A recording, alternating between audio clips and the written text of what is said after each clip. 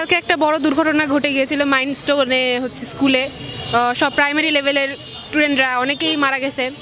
সেখানে আমরা সবাই পুরা বাংলাদেশের মানুষজনই খুব শোকাহত ছিল। এর মধ্যে দিয়ে আমরা ছিলাম এইচএসসি 25 ব্যাচ। এই 25 ব্যাচের সব কিছু সরকারি বেসরকারিভাবে সব কিছু বন্ধ দেওয়ার পরও আমাদেরটা অনিশ্চিত ছিল যে আমাদের এক্সাম হবে কি হবে না।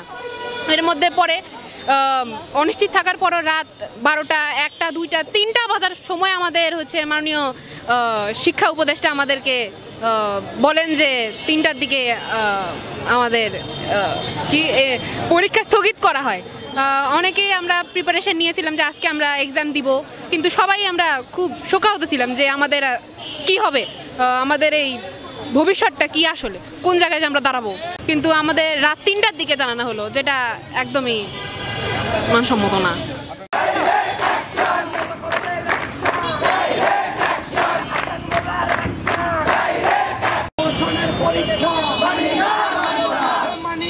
মানবো না পরীক্ষা, আমার ভাই মরল কেন?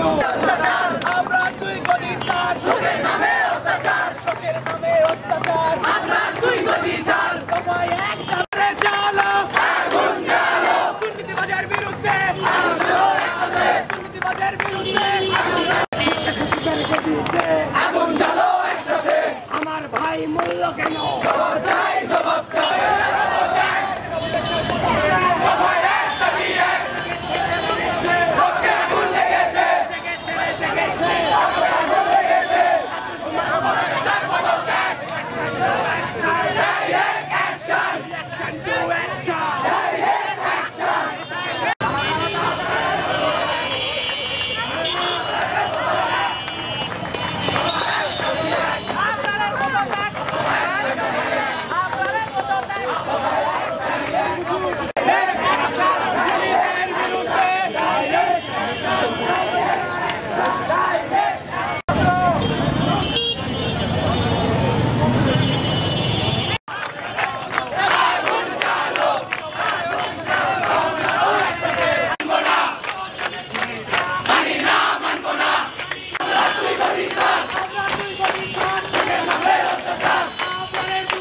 আমি হচ্ছে এবার এইচএসসি বোর্ড পরীক্ষা দিচ্ছি।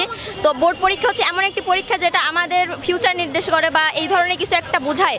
তো আমরা যখন একটা পরীক্ষা দিব বা আগামীকাল পরীক্ষা দিব, এটা তো আমাদের প্রিপারেশান নিতে হবে, একটা প্রিপারেশানের ব্যাপার আছে। তো আমাদেরকে কেন রাত 3টার দিকে আমাদের বলা হবে? আমরা কি রাত 3টা পর্যন্ত মানে জেগে থাকবো যে এই কখন আমাদের নির্দেশনা দিবে, কখন কি করবে, এটা কি এই জন্য আমরা ওয়েট করবো নাকি আমি পড়াশোনা করবো? আমরা কালকে অনেক বড় একটি দুর্ঘটনার সম্মুখীন হয়ে গেছে অনেকে। তো এটার কারণে আমরা অনেক বেশি আতঙ্কিত হয়ে পড়ছিলাম এবং অনেক বেশি শোকাহত ছিলাম।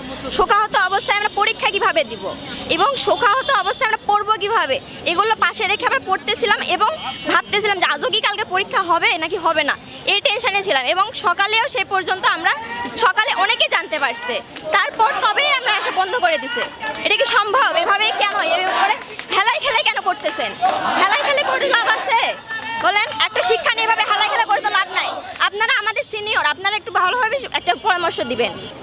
এইচএসসি পরীক্ষার যে কোশ্চেন পেপার তৈরি করা হয়েছে, এই কোশ্চেন পেপারগুলোতে অনেক রকমের রুলস রেগুলেশন করে দেওয়া হয়েছে। এই রুলস রেগুলেশনগুলো খুব শর্ট টাইমে আমাদের এইচএসসি পরীক্ষার আগেই তৈরি করা হয়েছে। একটু যদি লং টাইম দিত আমরা তাহলে একটু এটাতে প্রিপারেশন নিতে পারতাম। কোনো প্রিপারেশনই আমরা ঠিক মতো নিতে পারি নাই। অ্যান্ড এখন থেকে প্রিপারেশন নেওয়া শুরু করছি আমরা। তো এক্সামের মধ্যে কীভাবে আমরা প্রিপারেশন নিব এবং কীভাবে এটা তৈরি করব? আমরা শিক্ষা উপদেষ্টা পদত্যাগ চাচ্ছি। উনি যদি এভাবে যদি চালায় যান তাহলে উনি নেমে যাওয়াই ভালো, আর যদি এরকম করতে থাকে তাহলে আমাদের দরকার নেই।